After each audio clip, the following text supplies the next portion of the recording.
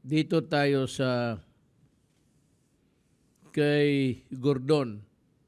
Marami siyang tanong at sasagutin natin. But I would like to say something. Gordon, are you really investigation in aid of legislation or in aid of your personal political interest? I heard that you want to run for vice president next year. And you are trying to impress the opposition that they would consider you. Totoo ba ito, Secretary Gordon? Alam mo, tatakbo rin ako. Kung mag-usap lang tayo, pwede namang ikaw ang maging vice president kung karapat-dapat ka. So, I would know if you talk to me about your political plans, lalo ng vice presidency, ako naman nag-announce na. Kung interesado ka, makipag-usap ka at tingnan natin kung karapat-dapat ka ba. But ganito kasi ang problema ko kay Gordon eh.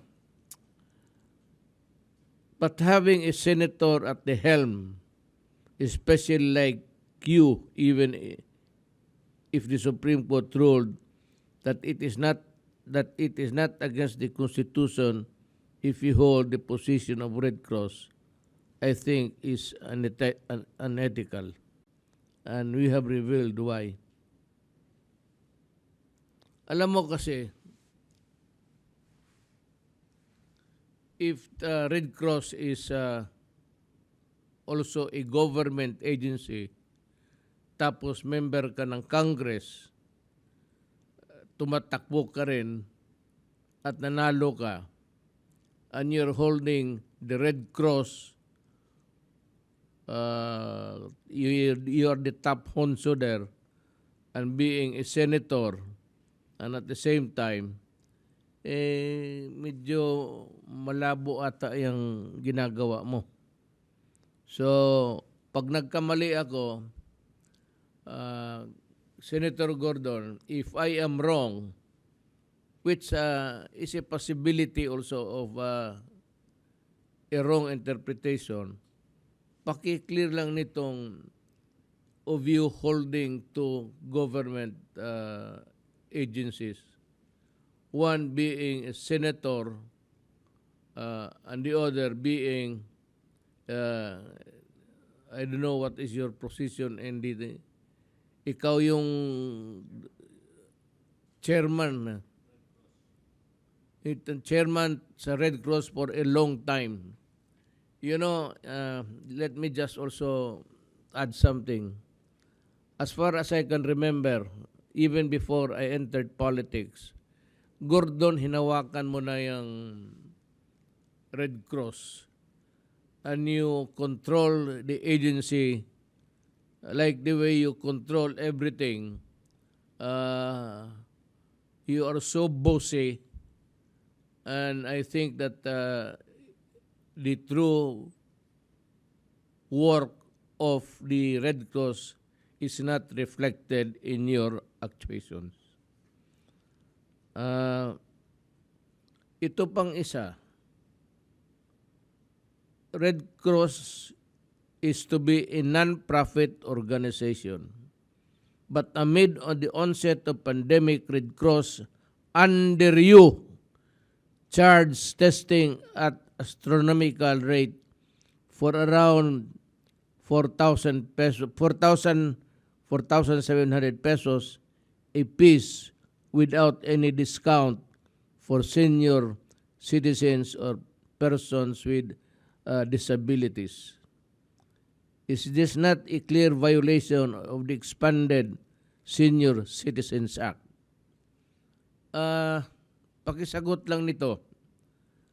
Kasi it is a violation of law to deprive the senior citizens and persons with disabilities of lower prices in consideration of their present situation.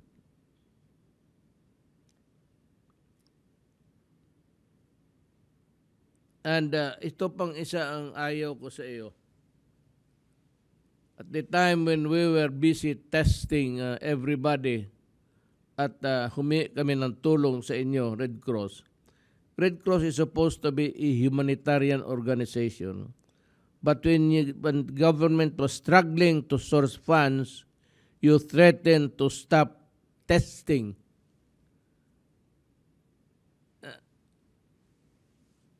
I'd like to ask the Filipino people,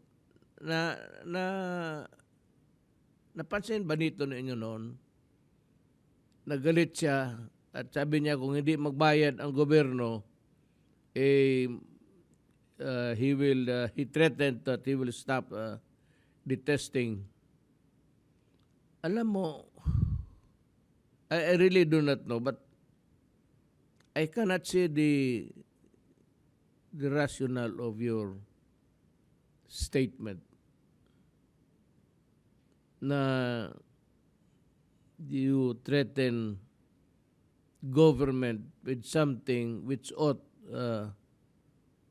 to be done by you, irrespective of whether or not may pera ba o wala.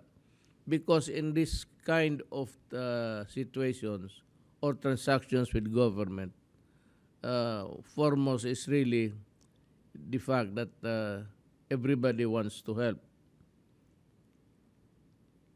And now you are even having plans of selling vaccines and said charging 3,500 pesos per shot is just fair.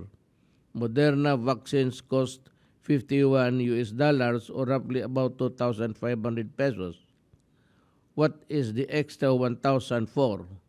And for whom? Yung Moderna na gagamitin mo is 2,500 pesos.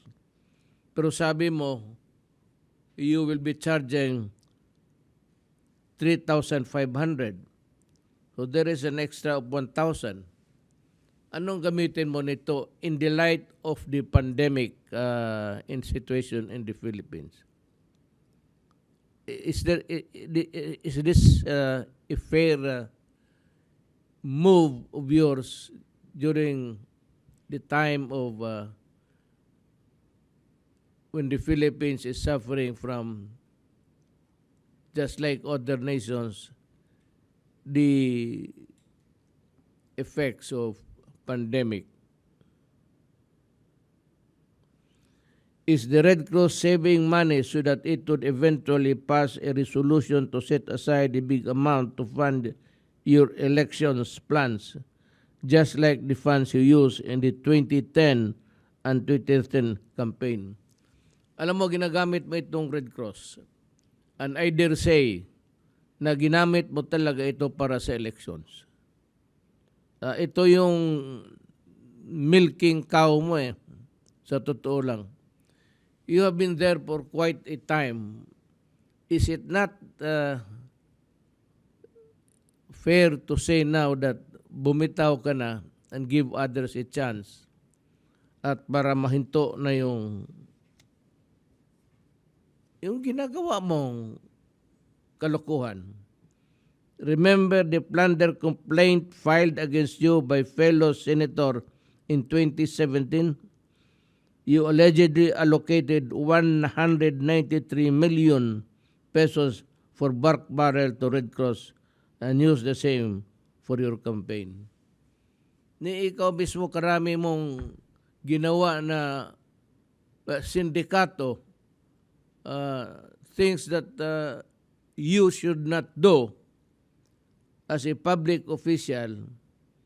Yung 193 million pesos na pork barrel na ginamit mo, hindi mo nga masabi sa amin kung saan nalagay yun, totoo ba o hindi. How about the disallowances and charges in the SBMC's books of accounts when you were sitting as chairman? Is this amount of 140 million pesos? Is this the reason why you lobbied for certain individuals to be appointed to the SBMA so that you can protect your own interest? And when you said, hindi ako pumirma doon dahil kako dapat ayusin yan. So wala akong problema dyan. When you're referring to the MOA between the PhilHealth and the Philippine Red Cross, then somebody from the Senate should cite you for contempt. You have a copy of the MOMA and it is there clearly. It bears your signature. You were lying to the truth before the public. Pakisagot lang nito. Sabi mo hindi ka pumirma. Ngayon pala, it was signed by you. You know, it is good to be posturing as a clean and a good senator before the public. You always wanted to appear white and go around painting other people black. Alam mo, madali yan eh. Gusto mong magmuka kang puti, pinturahan mo lahat yung tao, katabi mo itim, ang talagang ikaw yung maputi sa lahat. Yan ang totoo dyan. Pakisagot lang nito. Because kailangan ito ng Pilipinas malaman.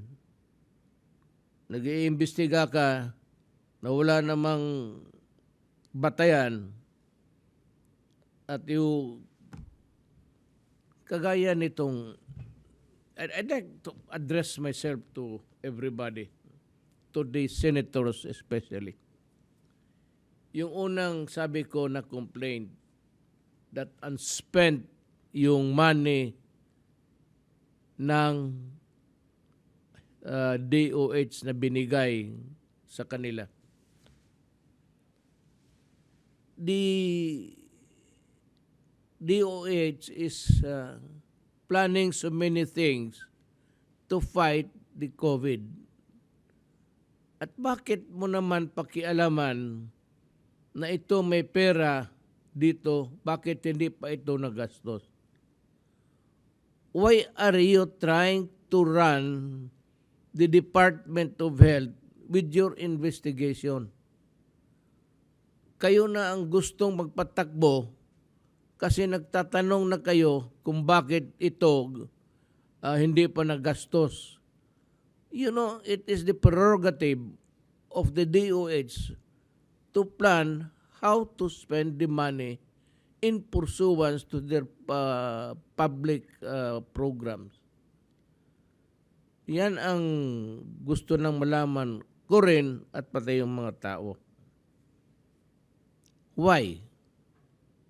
Why do you want to run government or departments na gusto ninyo if there is an unspent na hindi pa nagastos na pera?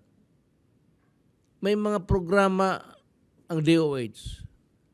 Ngayon, tatanong kayo yung pera.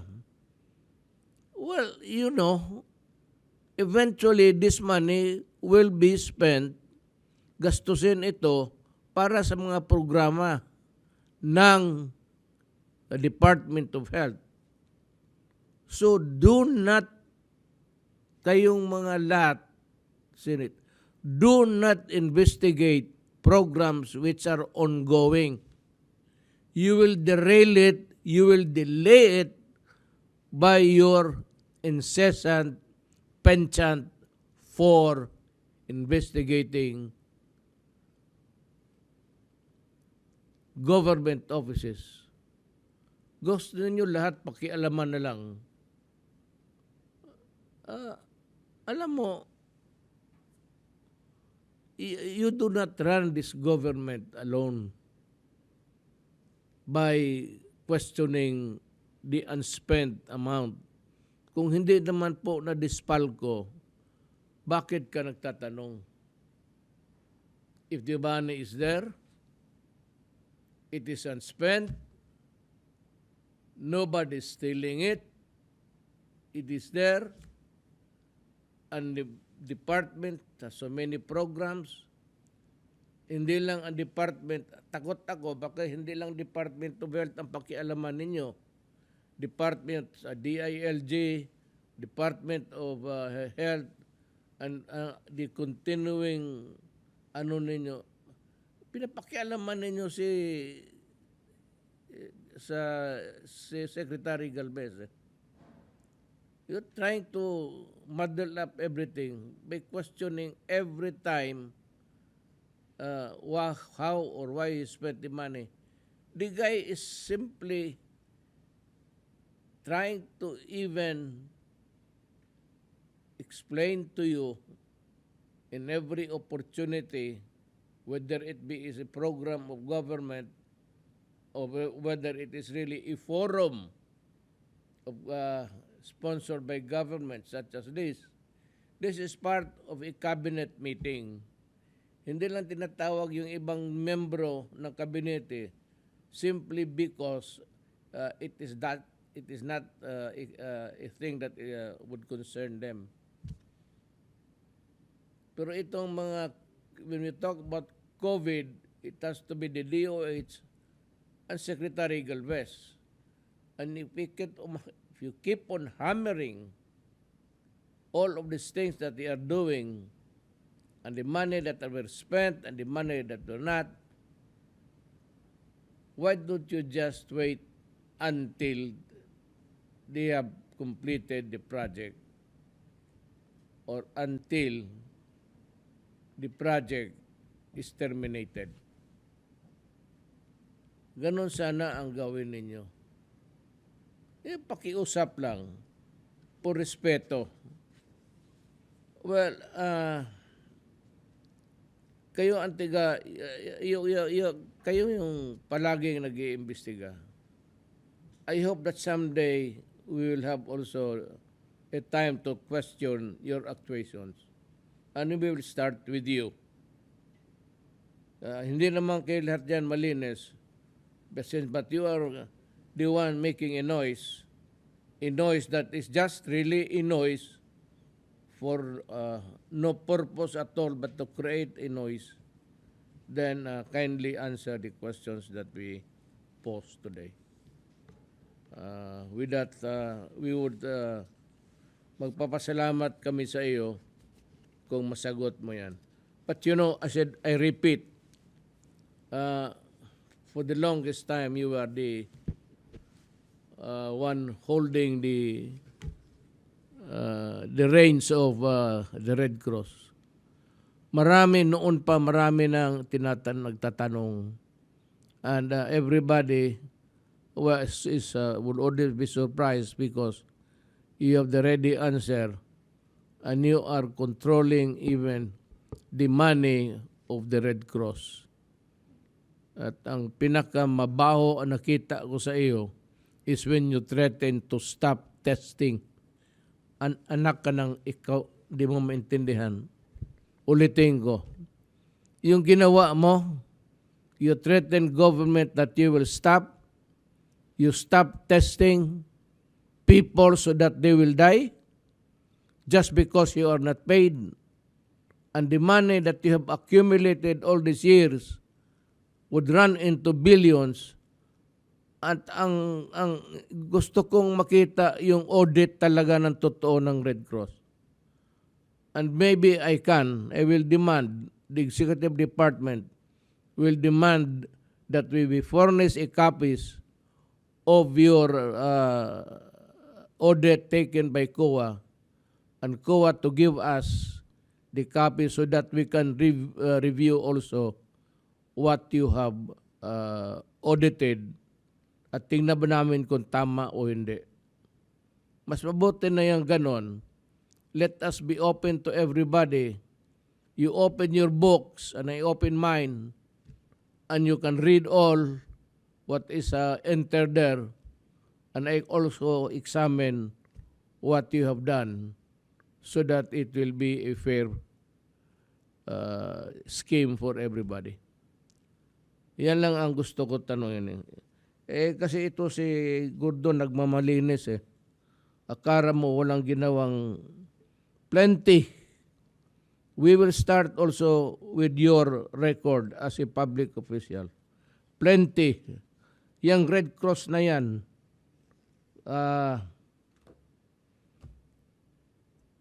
I think that you would not be even be able to explain. Sa totoo lang. If there is an honest to goodness examination of the book of records and the audit of the past years, and we will review if it reflected really the real actuations of you and the others there in the Red Cross, I'm sure that we will find something.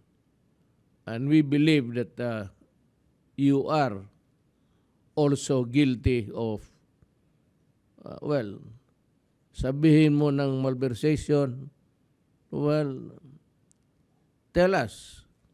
We would be happy to know kung meron o wala. Salamat, Mr. Gordon.